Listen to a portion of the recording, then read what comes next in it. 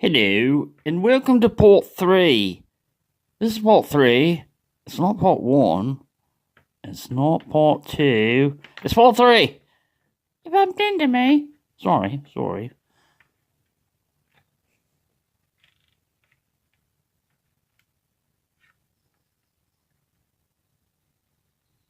Stop it.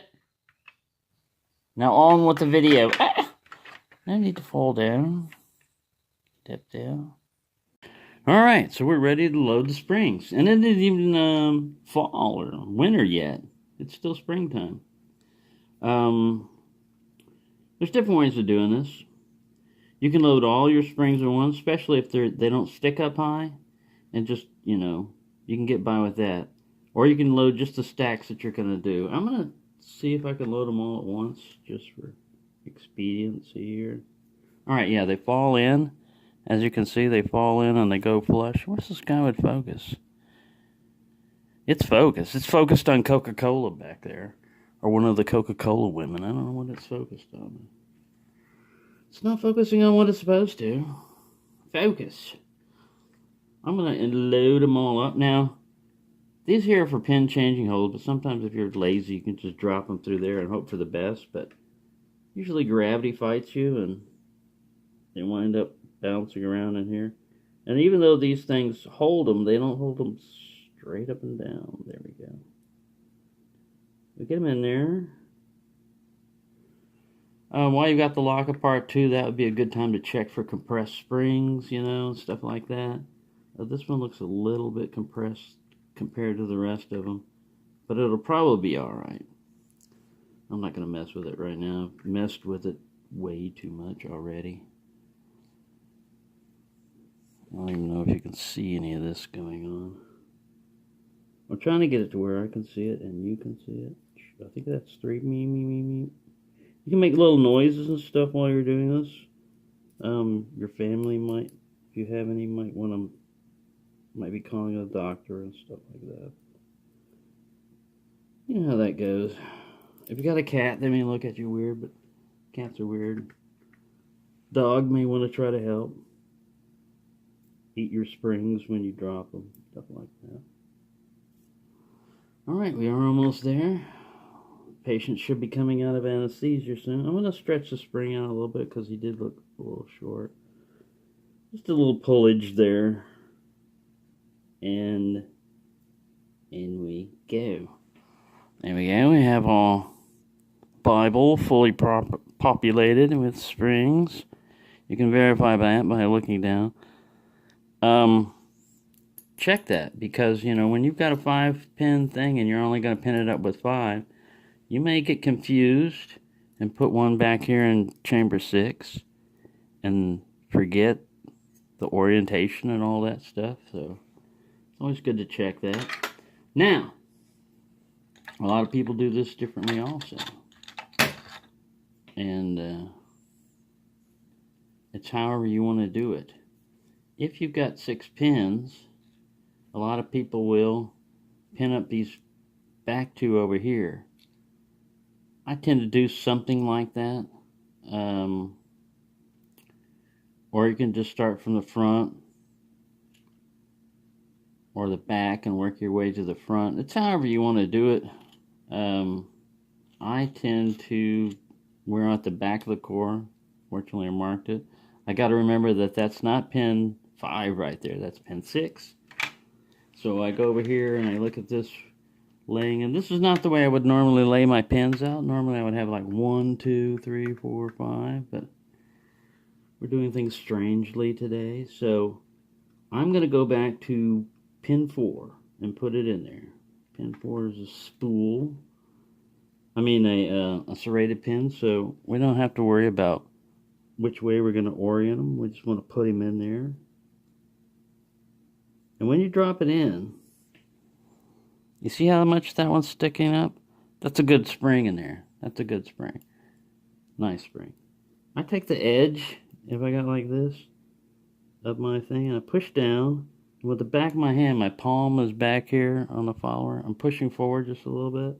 If you've got a T-pin, if you catch it just at the edge, or a modified pin or something like that, that can help you a little bit, but you're going to have to push it down a little bit more with the tweezers that you're using. All right, so now we got pin 5. See? Eventually we're going to get this done. It just takes a while. You don't want to be in a big rush, you know, or anything like that. And if you need to take a break, take a break. I mean, it's better to have it a little bit more accurate. Now, see how that one's sitting a little bit further down? It's a little bit weaker spring, but it's still working. And that gives you a different feel when picking too. I mean, it's lighter. You got one lighter and harder. That's why we vary springs and challenge locks a lot of times. You can put a steel spring in and then a copper spring. And the whole reason behind that is to confuse the picker, which is pretty easy to do on me. I'm easily confused. And easily amused. Easily confused, easily amused. All right. So we're coming up to... Now all I got to do is load up pin 3. I'm going kind of like backwards. Loading up pin 3, which is another serrated, so we don't have to worry about whether we're going to put him up or down. What I'm talking about I'm putting it up or down is what goes into the Bible here at the base will probably not be used. I mean, this is just for sake of convenience that they serrate that all the way down there. It probably won't be used, because it can only go, that driver can only go as deep as the key pin below it will let it, you know, however deep that cut is. If it's a really short, which would be a deep cut, if it's a really short pin, then that driver can go down pretty far. But he's not going to be able to go usually the whole length of the driver. Let's throw that in there. There's another serrated. Doesn't matter which way he goes in, as long as he goes in.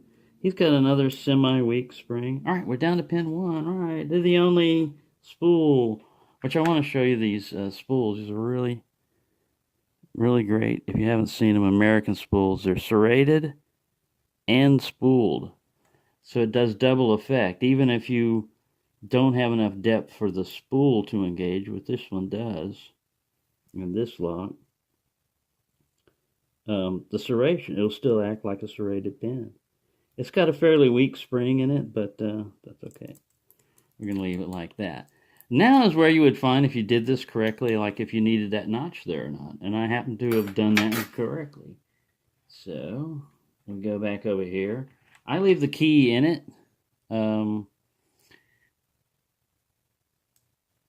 Because that way I can test it as soon as I put it together. I'm just trying to align this little cutout with the back of the core. It's always a good idea to shim. I don't always do what I'm supposed to do. So you will find out why. I'm going to listen to my own advice. Now you can see that. I'll show you what just happened. If you go too slow or you fail to shim, it's good to see that. So I got a little pop up. So now I got to do a little on the spot picking. I don't have any picks with me right here, so we're going to improvise with the pick set. Yeah, gonna do that. Give me that back. All right.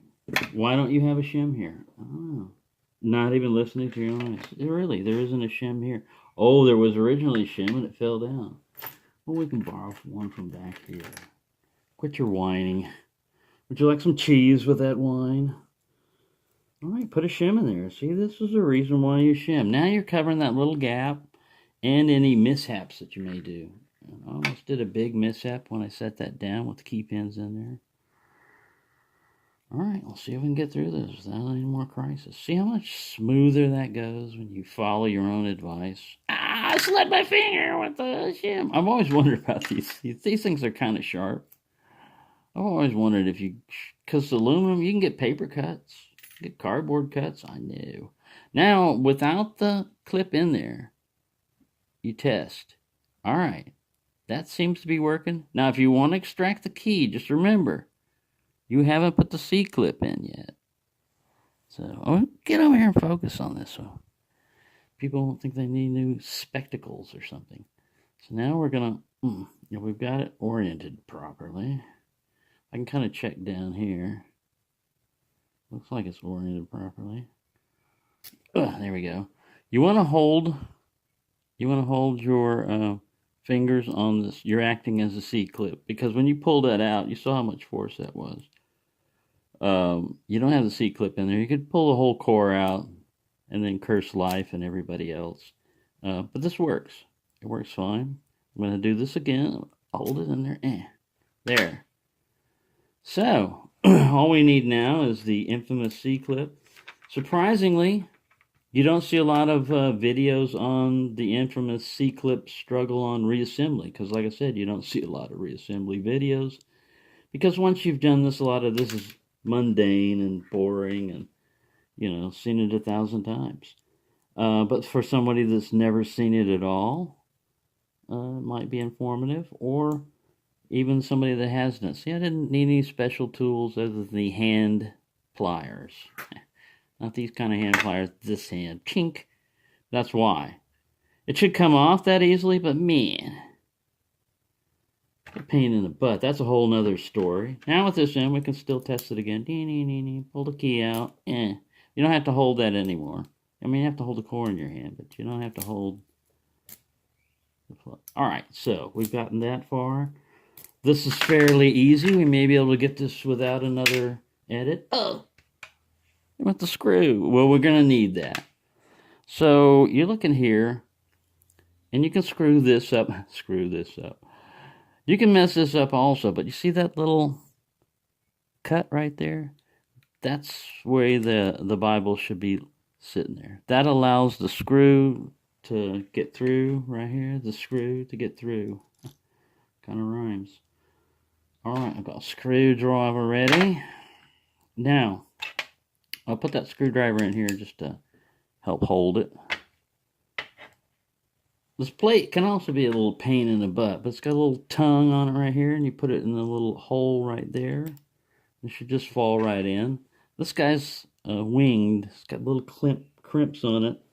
And if you look in the metal, there's also another little wing on this. And those line up so that this can line up. And that's to prevent this from free spinning once it gets a certain distance.